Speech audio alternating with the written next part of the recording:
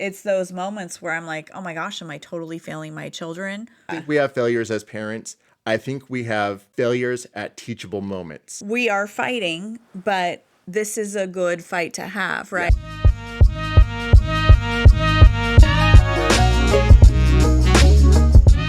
Hello, and welcome to That's Not What I Said. This is our weekly podcast where we talk about the trials and tribulations we go through as parents.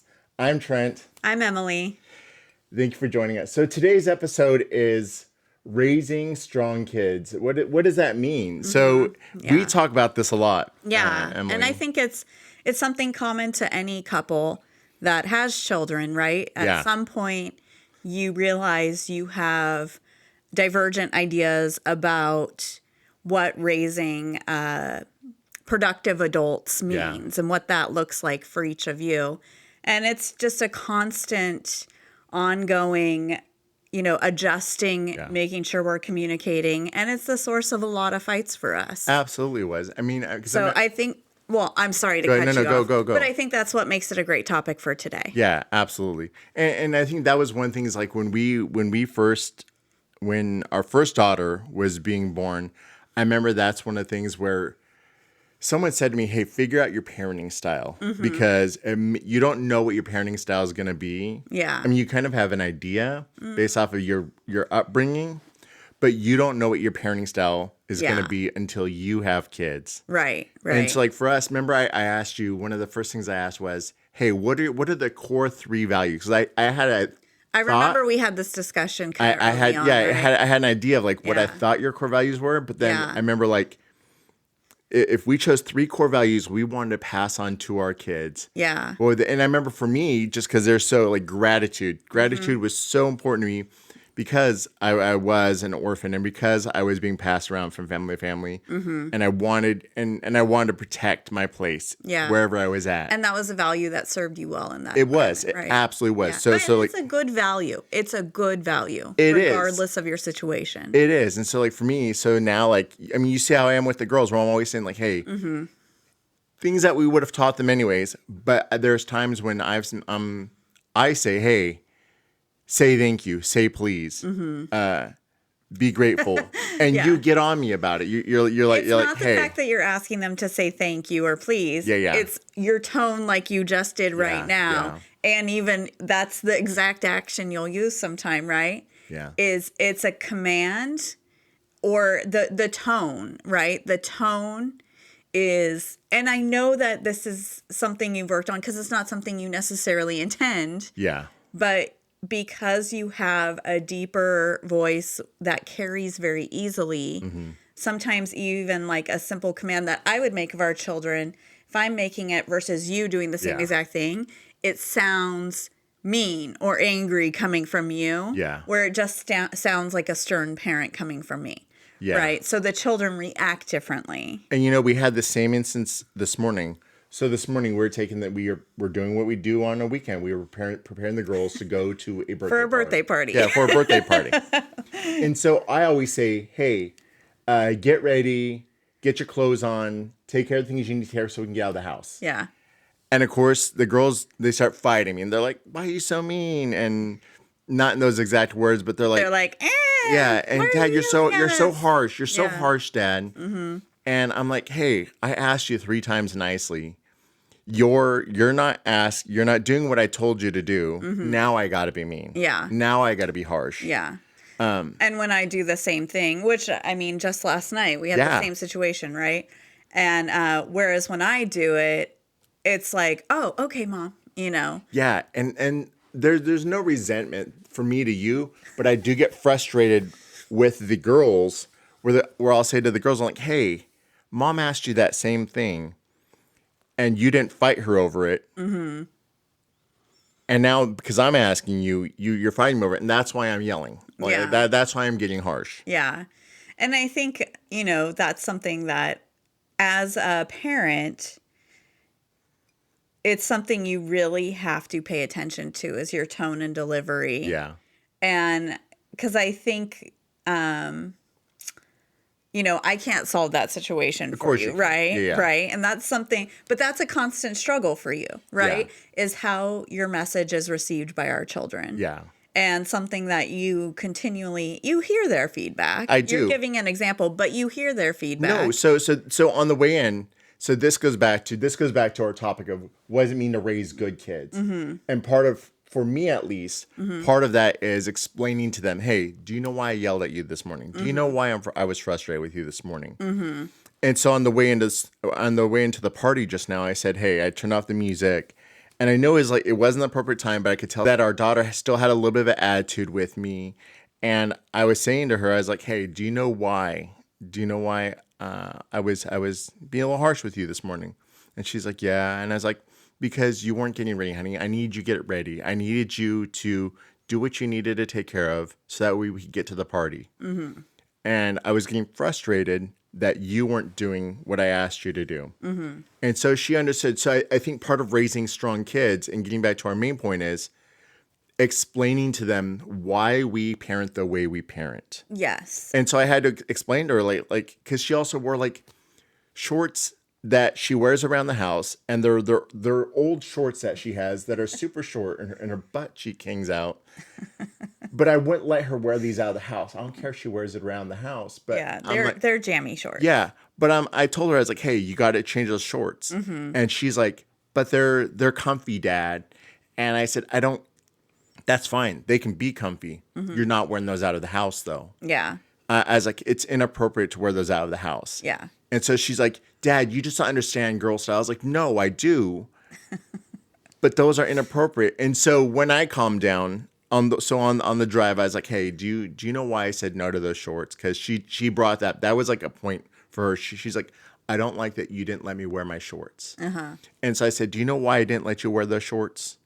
I was like, it's not because I know they're comfy. I know they're comfy, but they're inappropriate. But here's why they're inappropriate. They're inappropriate because it brings unwanted attention. They draw unwanted attention to you. I know that's a tough topic, but I'm just telling. This is the tough thing about being a girl dad too. I know, right? Is that, I mean, we would love to fix society, sure, and make it so that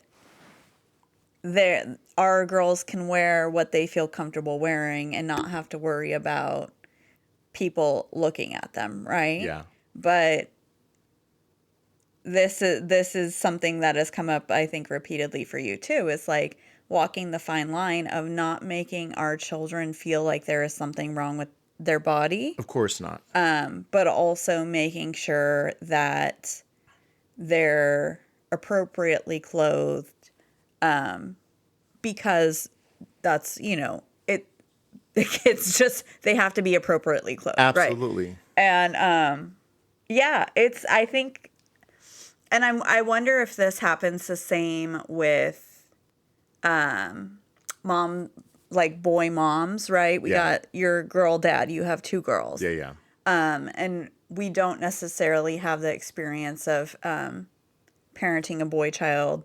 And the clothing expectations for boys are different than girls, and the clothing styles are different. Yeah, and absolutely. We've specifically shopped in the boys section for shorts because the boy shorts are 6 inches longer than the girl shorts, right? Yeah. And our girls are curvy. I mean, they being aware of their body and their body type as a dad, so I can buy them appropriate clothes. Yeah.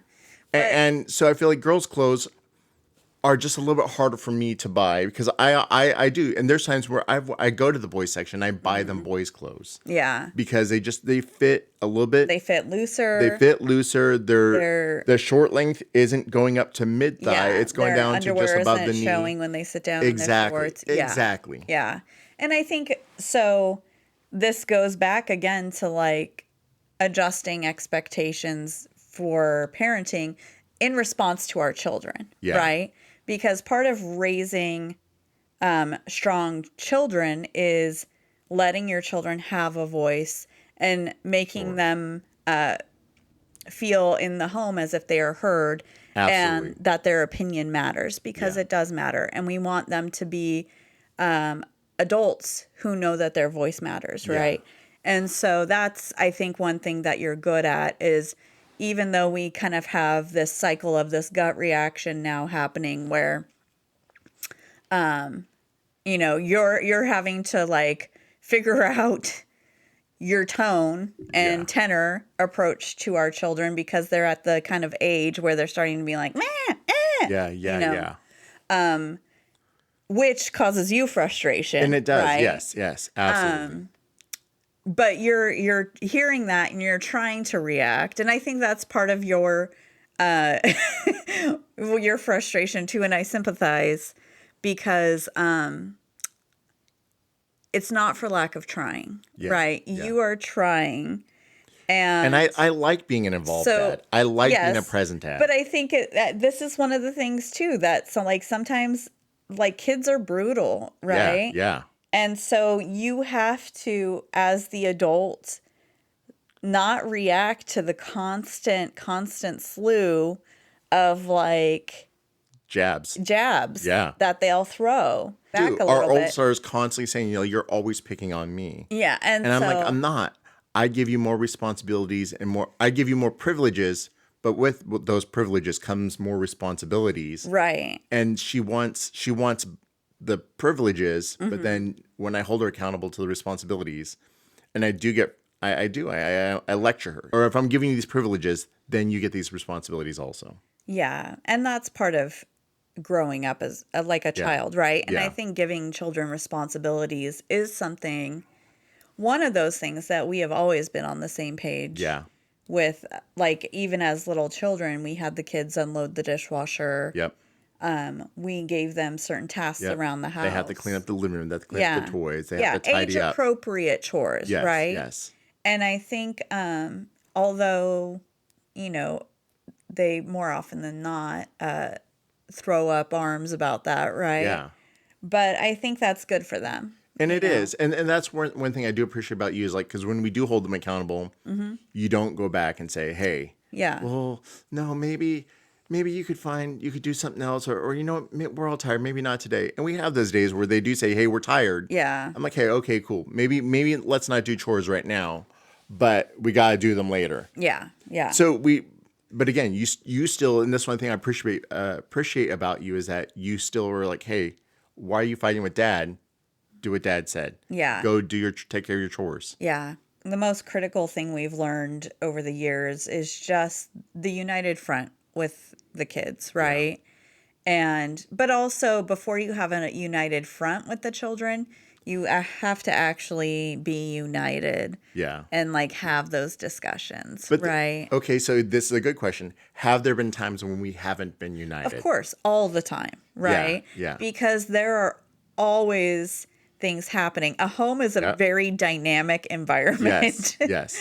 So there are constantly situations coming up where, like, we haven't discussed what we would do in this situation, right? And we as humans react in the moment as well. And so I think the thing that we do well in those situations is when they come up, if one of us is frustrated with how the other reacted in the moment, what we try to do is address it away from the children, right? Yeah. We're not always perfect at this. Yeah, I was going to say, because there's plenty happens. Of times when, and you know what? Sometimes but you're right. Sometimes we do fight about parenting styles in front of our kids. Absolutely. And also, I think that that's good for them to see, because although we're having a disagreement, what is good about us is we always come to some form of agreement. A resolution, right? Yeah. We always find a resolution.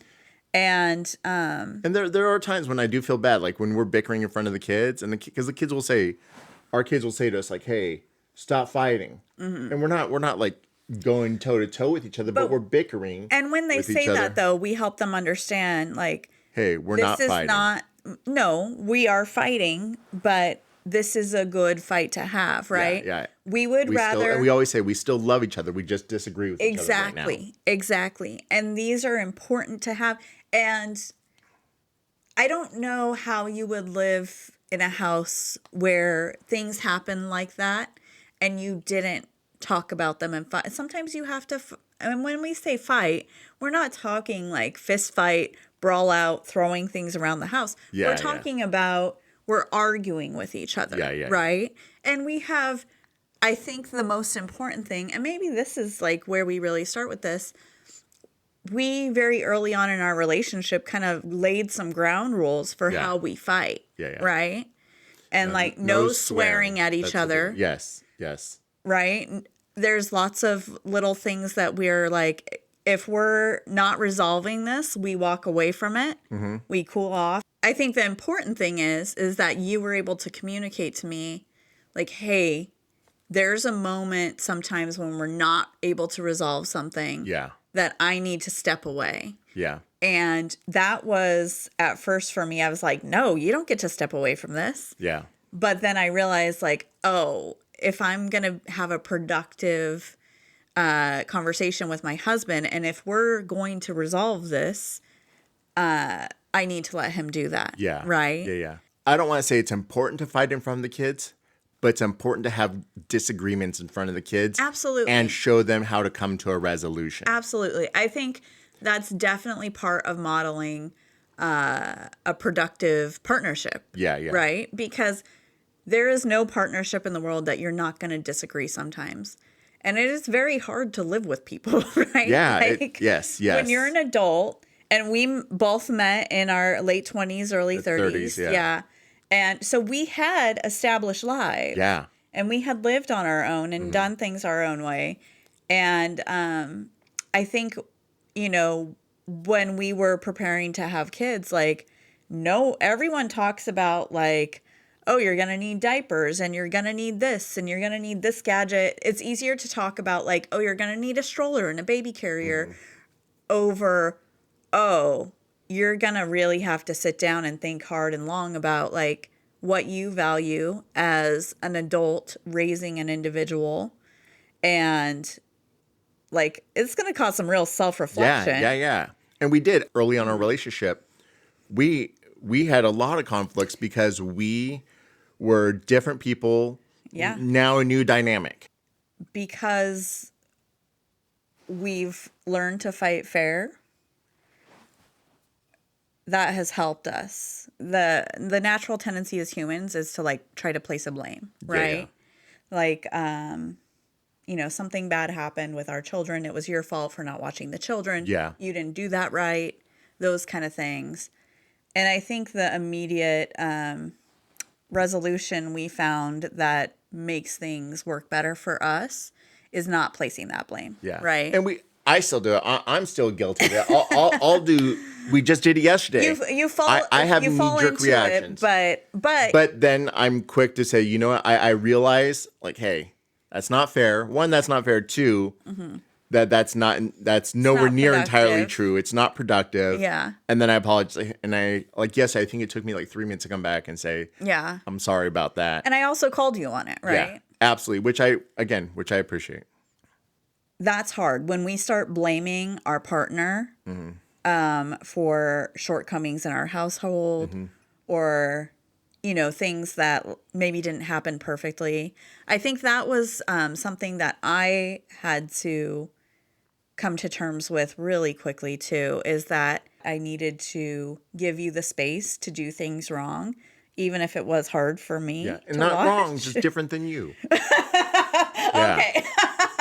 Okay. You're right. The original question about like when did we realize we had divergent parenting styles? Yeah. I think the answer is that it was right away, and everyone will realize at some point that you and your partner have different ideas about what it takes to raise children, about the effort they want to put into the children or the values. And I think overall, you were talking early about our values, right? Yeah. And I think the important thing is we do have the same values of what we want for our children. Mine have always been gratitude and perseverance and trying the hard things, doing the hard things. Absolutely. And that's where I would say perseverance is a goal of mine, or a value I value. I know, but at our core. Yes, absolutely. And here's the thing too, is like there are different definitions for what those things are depending on like your version of perseverance is, I think, a much harder and raw version of perseverance than mine is, right? Sure.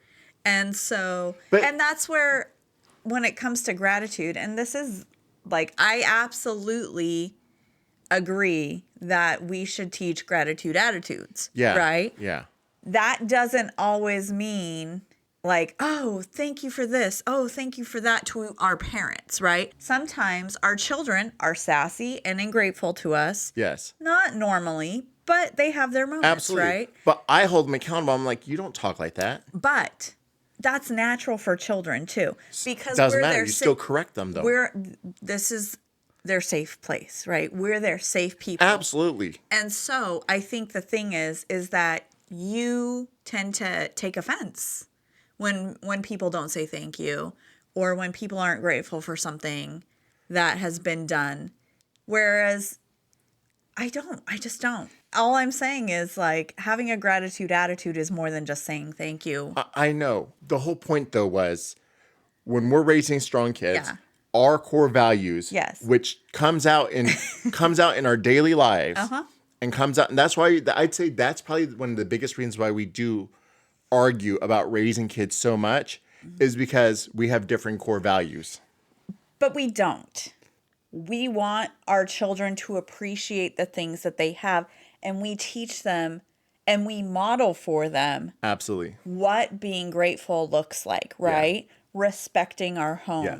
respecting people. Yeah. And I think right there is you nailed it on the head right there. Us as parents, if we want to raise strong children, we model the characteristics that we want to impart on them. Absolutely. And so, and that's why it was so important for me. What are the things I'm going to model for my children that are important for me? Because ultimately, children are sponges, right? Absolutely. They are listening and watching even when you think they aren't. And right? and that's part of why us fighting like in front of our kids is so important, because we're modeling how to have healthy disagreements. Exactly. Yeah. And that's part of life, right? Absolutely. You have to know how to have the difficult conversations and come to a resolution so that you can move forward. Another thing that we do, right? Yeah. We have a healthy dose of respect for our children. Absolutely. They are heard. Their opinions matter. They get to make choices for our family where it's reasonable. Sure. Like, where do we go out to dinner? Yeah. Choose. We give them opportunities to participate. Yes. Yeah. Yes. Yeah. Where it's appropriate, why not have them lead a project for the family? Absolutely. Right? Absolutely. And again, I'm just saying this is why core values matter to me. Yeah. And this is where we had a lot of disagreements early on, even though we were saying the same thing in different ways, or coming to good resolutions. Yeah. We're raising strong girls right now, strong kids. What are two values core to you? I think gratitude and perseverance are great.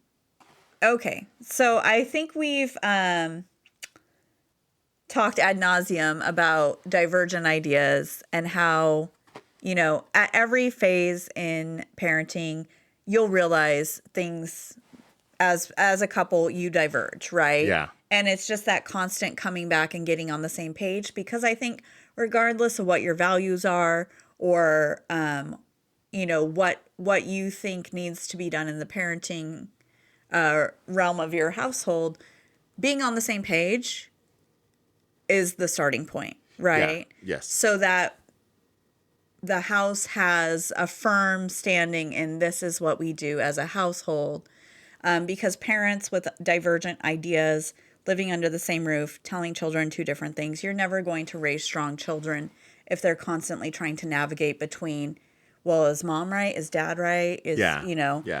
We try to get on the same page. Right. Yeah. So, but interesting thought here is, as our children have gotten older, they're able to speak, they're able to give feedback. Yeah. And has there been a situation where they have said something or done something where, like, we've been going along and like, oh, we're great at this parenting thing, we're doing great, and then our child does something and we're like, oh my gosh, we have totally failed our children, we have screwed up? I don't think there's anything that our children do that make me feel like we screwed up. I feel like there are things where have I been present enough? Have I set a good enough example as a father and a partner to you for our girls? Because there are times when like, and I know this is a lot of parents, but like our girls, easy question, but they'll always go to you. And I'm like, hey, I'm right here. What do you need help with? Yeah. And so it's stuff like that where I'm like, Yeah. again, is it something where I think we failed as parents? Absolutely not.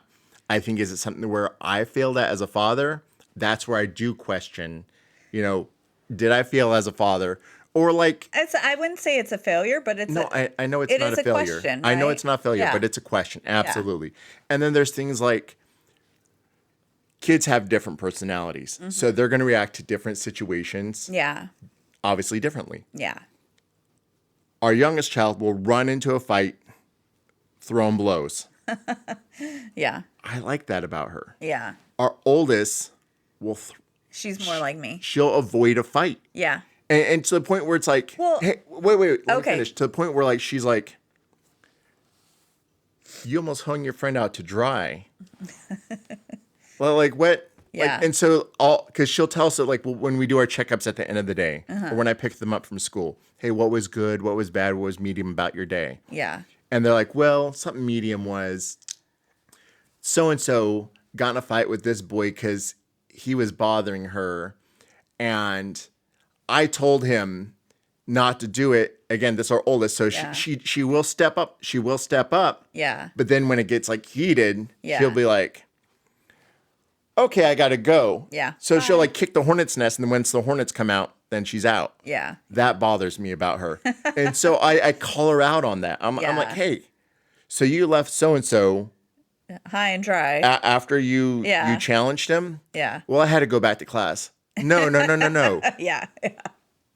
You stay by your friend's side. Yeah. And you duke it out with, you be her partner. Yeah. You be there. Whereas like our youngest, to people who she has no business being partners with. Right. And no being. She'll insert herself. Exactly. But not just that. Like she'll have people's backs. Yeah. Who would never have her back in a million years. Right. Which is the other point where I'm like, hey, you don't need to protect that person. Right. They would never do that for you. Right. Not just that, they're just not that good of a friend, or I wouldn't even consider them a friend. Right.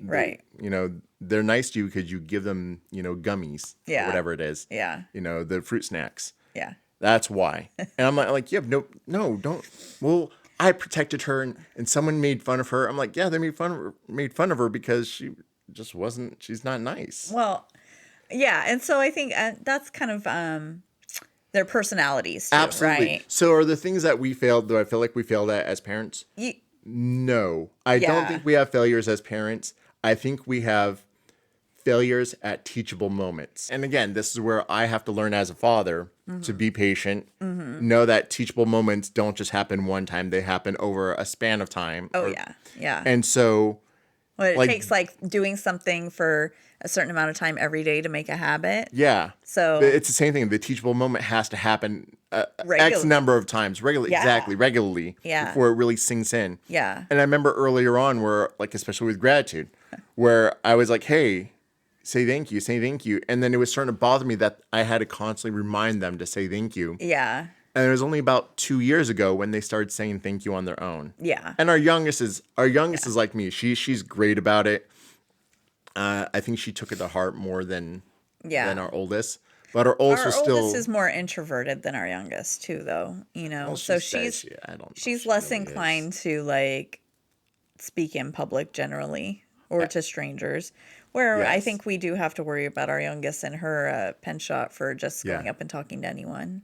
So that brings up that's a great segue into the next, the next thing that we have to worry about, which is what are bad traits that you see our kids getting that you're like, man.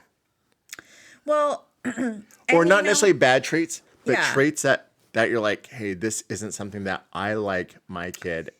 Yeah. I don't like that my kid is doing this. I mean, of course, there's always the things they pick up from kids at school, right? Sure. That we immediately go like, I don't care if you saw someone doing that at school or someone was whatever at the playground or whatever. Yeah. We don't do that in our house. Yeah. But, this is, I think, too, the challenge with COVID and like the stay at home lockdown is our oldest was entering kindergarten when that happened, right?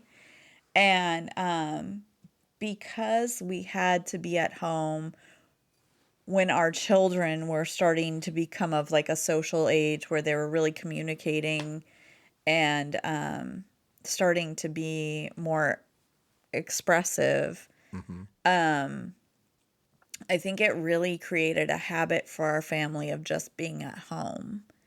And prior to the pandemic, you and I with our babies were out every weekend, going somewhere, doing somewhere. We kept incredibly busy schedules. Yeah, yeah. And also we just like to be out of the house and out in the world, right? Yeah. And so we, as those naturally types of people who like to be out, once things opened up, like we started going back out again. Yeah. And our children didn't want to be out. Right? Because especially our oldest. Yeah, they were used to being at home. They were used to watching a movie or playing on the tablet.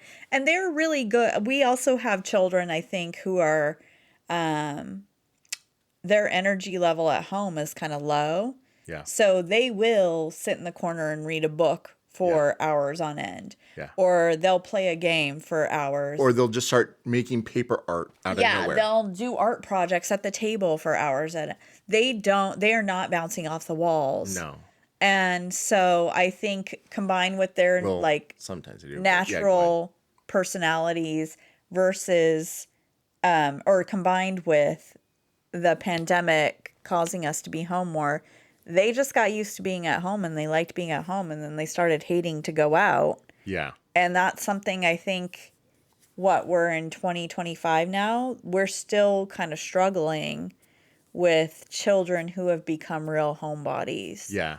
And maybe it's not so much of a struggle, but it's because we are not necessarily homebodies, that it creates a lot of like, our kids don't like to go out and we want to get out, so trying to retrain them to want to be out in the world, I think is a big focus for us right now. Well, I think I agree. I think for me, it's more social skills that I've seen where I'm trying to, I see that I don't like that at all. Yeah. And like, so with it's her attitude. Well, like I was expecting. She's also a preteen. She's not, she's 10. She's ramping up to be, yeah. But the hormones are there. Sure, but as a 10-year-old still, I find myself correcting. Hold on, let me finish. Yeah. I find myself correcting a lot of attitude stuff where I'm like, hey, I give you a ton of privileges. I give you I give you a lot of freedom. Yeah. She'll get attitude and she sees it. And she still pushes. I know that's a part of her growing as a child. Yeah.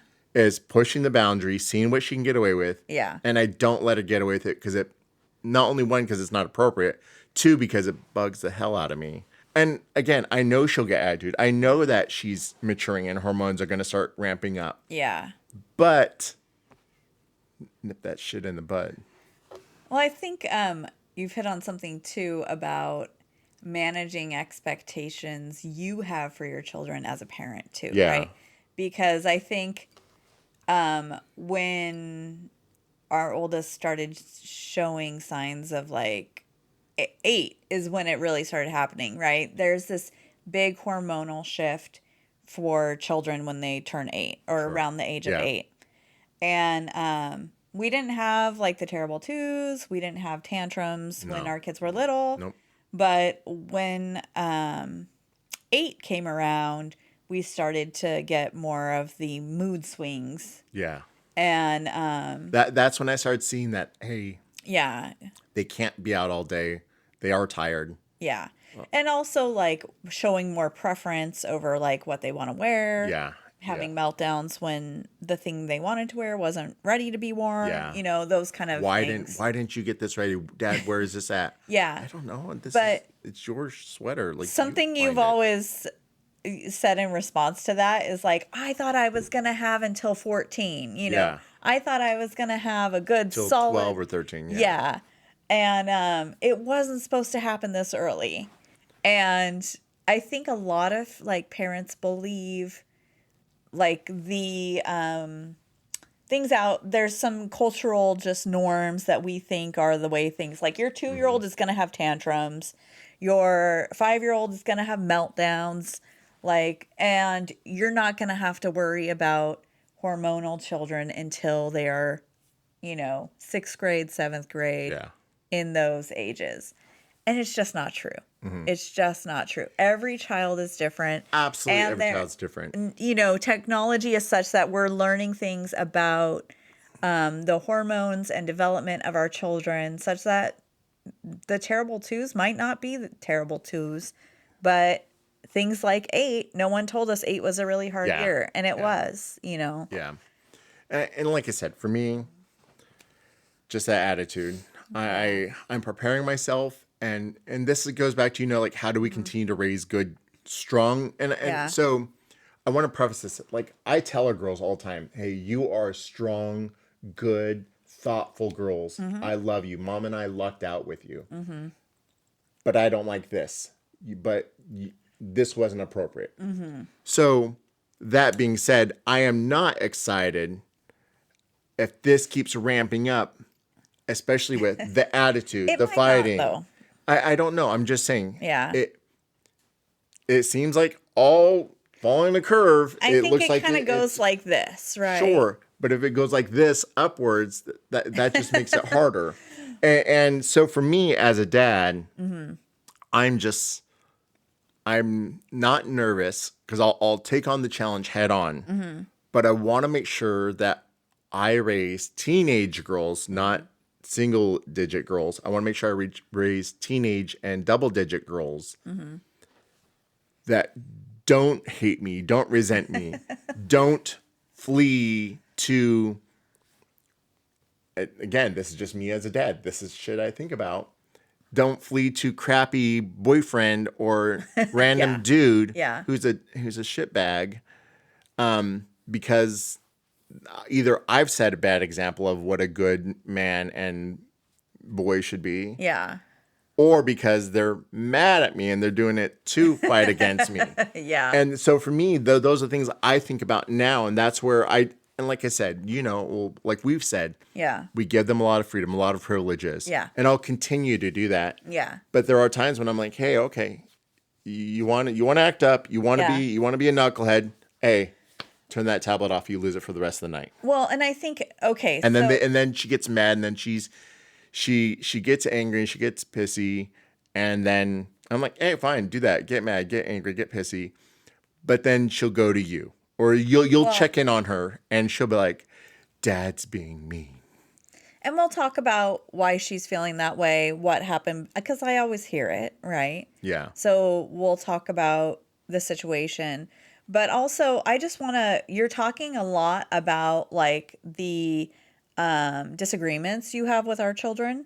And I just want to preface that that's not the common everyday interactions you have with our children, right? And I thought I was pretty good about that, saying like, hey, we have great girls. And we do. Well, saying we have great girls is different than saying like, I have a great relationship with my girls. So my daughters, super responsible. And they take care of their chores. For the most part, they have great attitudes. What I'm trying to say is that when you're expressing your fear about raising girls who are angry at you and run into the arms of a bad boy, right? Or grow up disgruntled for XYZ reason, these are just fears in the back of your head that this is what's actively informing your parenting and relationship building with our children, right? I think that's most dads and parents. What you're not saying, though, is the time that you take to actively invest in positive relationships with your children. And I think that that's one of the key things that a lot of people miss when parenting is that, okay, so in the back of your mind, you have these fears, but instead of just like sitting with that fear and not doing anything, like you're very proactive about not only do you take the girls along to do things that you think are fun and you want them as invested in your life, but you invest in their life. Absolutely. You take them to go do fun things with their friends. That they want to do. That they want to do. Yes. You find out what your children like. Yes. And you invest in that with them. Yes. And that is something that I think is a critical piece. I do that as well, right? Like, we as individual parents and together will take the time to go do things with our children or even do things at the house with our children. We play a game with them. We draw with them. We sing songs with them.